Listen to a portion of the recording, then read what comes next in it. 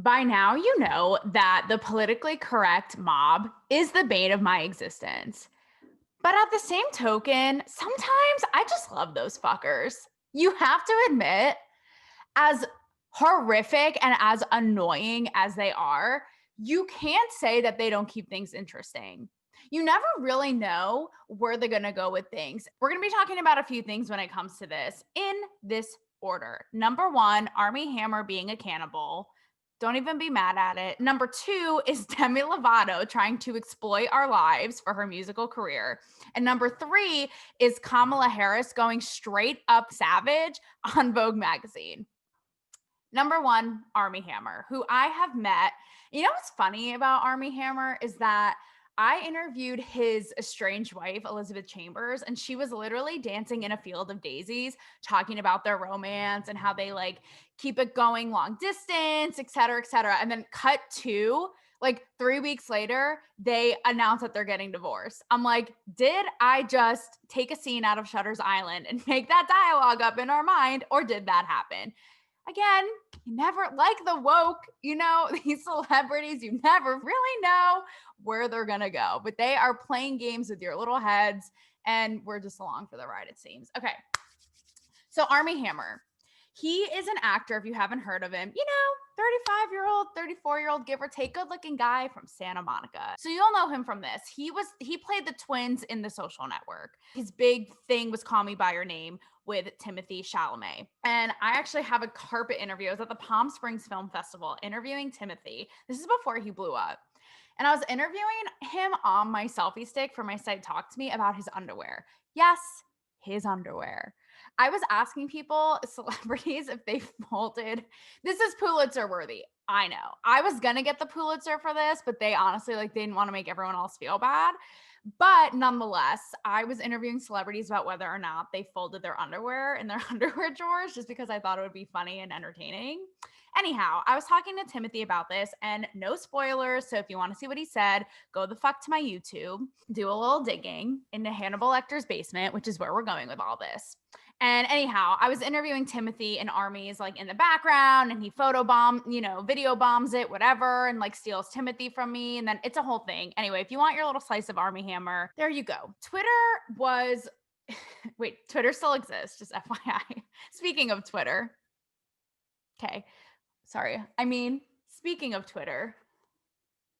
So some light reading, I got it from the nonfiction section. It is a hit. So Twitter starts blowing up because these alleged screenshots from DMs, this exchange between Armie Hammer and this woman, go viral. And there's speculation, like, is it real? Is it not? Is it photoshopped? Is it not? Just before hopping on here, I saw, I think on like Just Jared or Perez Hilton, the woman who's a writer or something, she did confirm that they're real. Nonetheless, whether they are or not. It's this like kinky sex exchange where he like kind of has this fetish for blood and human parts. I think he literally says, I want to drink your blood. Something about like an animal's heart and how he ate it or something after he killed it. This is nervous laughter. Okay. Read the screenshots. But basically all you need to know is he literally says, I'm 100% a cannibal with a period.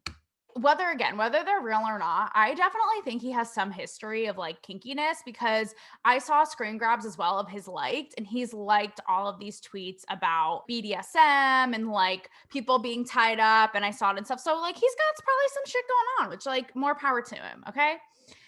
Here is where the woke culture is like chasing a tail like a dog, going in circles with itself. It's so fucking confused. It doesn't even know. People naturally are responding to this being like, oh my God, that's so weird. That's so disgusting. Na, na, na, na, na. Like all these gifts being like, what the fuck? My head is spinning. Like basically shaming the fuck out of it. Okay. Where was this energy when 50 Shades of Grey came out and the woke shamed it for not being like BDSM forward enough? I'm so lost. I am lost in Mr. Gray's sex chamber. Literally, where? Do you guys remember when that movie came out? Think Pieces. coming out of my laptop all about how it was like so insulting to the BDSM community because it was so vanilla and it didn't do it justice, like the kinks and like how nitty gritty it is. And it was like super tame and lame. And like it's basically an insult to the BDSM community. Cut to now. This poor man is trying to get his drink on, a little blood, a little drop, a little Hannibal Lecter action, and this guy is shamed from head to toe. Give this guy a break. You guys were all about it a couple of years ago, shaming the fuck out of 50 Shades of Grey. And now you can't even have this man's back. Pick a lane. Pick a lane. Wait, just wait. It is like Christmas morning all over again. I know we just had it, or maybe we didn't, because this is all Inception anyway.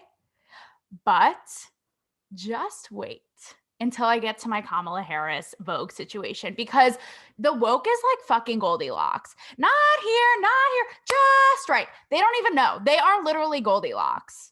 Can you guys can you just like let people live their lives, whether they want to have a blood smoothie or not? Leave them alone, okay? You know, going off of Armie Hammer for a little bit, because in a lot of the articles about Armie today, I saw this come up and it made me think. It made my little brain, my big brain turn.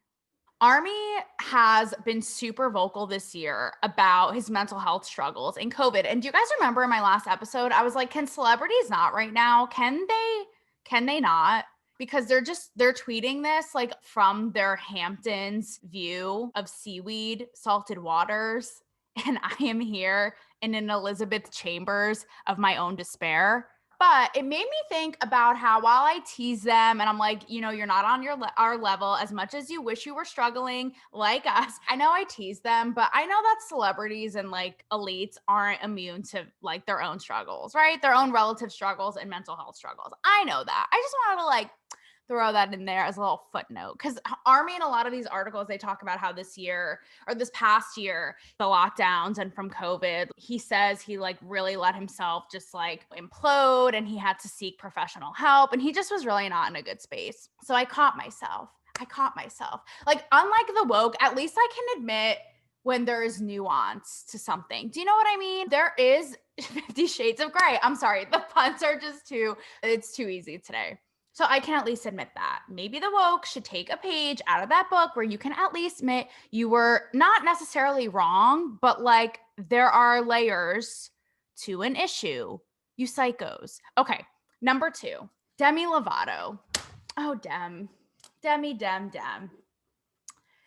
Oh, this little lady. I also have to say, I remember exactly where I was when they thought Demi Lovato was going to die. Like, I remember exactly where I was when Michael Jackson died, you know? And I'm not even like a huge Demi Lovato stan, but like at all. I've actually met her a few times and I've talked about this before. She's another one. Like I talked about Chris Pine, who's like literally on a planet of broken dreams. Like I don't even know like where she is. When you talk to her, I'm like, is anyone home? Is anyone in there? Like what's happening behind the scenes? And by the scenes, I mean eyes. Like, are you there, sis? Nonetheless, though, always treated me kindly, was a nice gal, nice enough gal. Just like, you know, it's like the elevator was going. And then suddenly when it almost got to the top, it got shut down. It got shut down by Jack Dorsey. So anyhow, okay, Demi, you gotta like playing with the woke is like playing chess. I don't know how to play chess or wizard's chess, if you will. Yeah, my fucking ringtone is Harry Potter for those who know me. So I always have it on the brain at all times. This goes into the thing of this episode. Like you never really know where they're gonna go. That didn't mean to rhyme, but I kind of like how it flowed. Oh my God, I keep going. Okay, someone stop her. She has had, as has Armie, which I forgot to mention, both of these figures have had their little disputes with hate on Twitter in the past. So like why? I guess this like shouldn't come to a surprise with either of them. Demi has had her trials and tribulations with Twitter in the past, yet she can't win. She can't seem to win. Like, you know, I am the number one advocate. I will never impede on your speech. I don't care who you are, if I agree with you or not. But these are the things that make you be like, why do celebrities say and do the things they do? Like what part? This is just like the elevator lack of electricity again. Like why? I don't know if you guys saw this, but Demi basically tweeted that she wants to make music inspired by what happened at the Capitol last week. No, I know. Just let that sink in. This is where I have to say, not that I think anyone should be on top of anyone's head for what they say. You know how I feel about this. I had a whole episode about it, the last one in 2020. I have to agree with the woke mob on this because they were like, girl, are you about to exploit the worst day in national history in a while to live in our memories forever in a song? What is that song even going to say? Like, what is that song? It's like Kesha. No, maybe not Kesha. She's had it rough. Let's think of someone else. Let's think of someone. Aubrey O'Day. Let's pick Aubrey O'Day. I'm like really reaching for the stars here. That's like this bitch coming out being like, you know what? I'm going to revive my music career that died 15 years ago. And I'm going to create a song about March 9th or whatever the day was in March when COVID came to our shores and destroyed our fucking lives to be eternalized for all of history. Like, why? What could you possibly even say in a song about what happened on Wednesday? And Demi's a belter. You know that bitch is a belter. So do I need to hear you scream about like what already is haunting my dreams? And we all look to music as movies too. I have to tell you, I watched, because I needed to like get away from this stratosphere.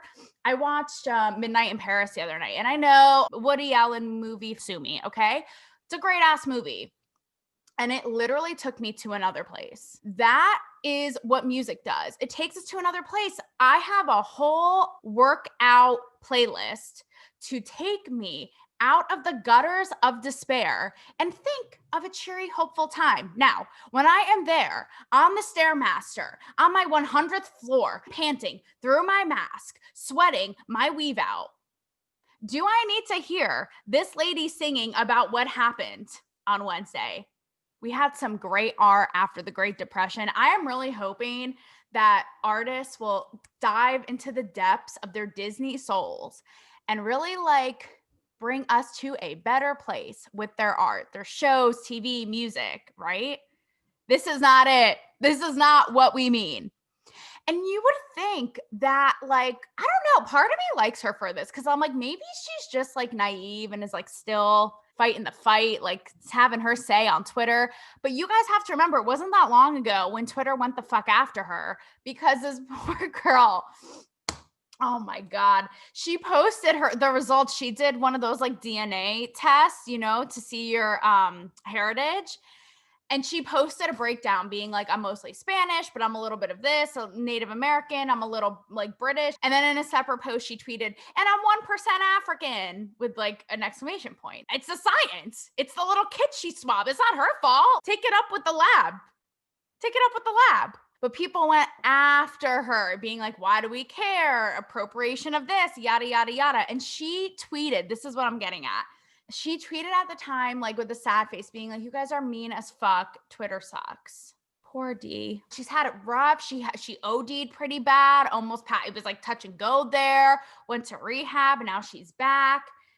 I just don't know, Dem, if Twitter is the route for you. Lastly, on this candy land of dreams is Kamala Harris and her team going fucking ham on their own woke creation and Bible Vogue magazine. You know what? Journalism is imploding on itself anyway, so we'll just let that be what it'll be, and I'll be watching with my popcorn, my merch, and my mug. Oh, and by the way, speaking of merch, here's a little intermission. Show merch. It's in my Instagram bio. It's on Shopify. Get it while it's hot. I just put in like a couple new orders today. Represent. We need to like stand up for what we believe one way or the other. We can't get canceled for that. Don't forget. So represent. And also the Barstool Fund. Here for it. Small business will never, ever be canceled, bitch. So hit them both up and represent. Okay. Back to the Vogue savagery. Vogue can't even win though. Like they have done everything to like prop up Biden and Kamala. And yet Kamala and her team ran these people over like they were driving Miss Frizzle's bus at 100 miles an hour through a no give a fucks land. She was featured on Vogue's cover And there were 2 separate covers and then obviously a story and like more photos inside. I think she looks gorgeous in the photos. I really think she looks stunning. So it features Kamala, who's the first woman of color vice president ever. The photographer was Tyler Mitchell. He's a young Black photographer and he made history, actually. I think as the first Black photographer for Vogue when he shot Beyonce in 2018. The editor of the whole like spread and the author of the story was by a Black woman. It seems to me like this was put together very, like they did not willy-nilly this shit. Like they're not going to use that creepy ass dude with the glasses who taped Kate, what's her face from the other women in a bikini doing the cat daddy. Like they're not going to use this dude. All right. He's not even on their radar right now. They did their due diligence. So in one cover, Kamala's wearing, you know how she wears those like pantsuits. So she's wearing like a powder blue pantsuit and there's a gold background. And then in the other cover, she's wearing another pant black suit, and the background is like pink and green as an ode to her sorority. And she's wearing Chuck Taylors, which she infamously wore, you know, leading up to the election. So the woke is pissed for 2 reasons. Number one, in the latter photo I mentioned with the Chuck Taylors, they think that Kamala looks whitewashed, which they think Vogue purposefully did. Do you guys really think that Vogue, who is celebrating this moment and have been like propping this woman up for months, is purposefully like going to do this? You know, and I can't say as a Black woman how it would feel seeing that, if it would feel whitewashed, if it would feel insulting, or even the casual attire. Like, I can't say. I can't speak for you, of course. And then the other thing that people didn't like is that it was insulting because they thought it was like too casual.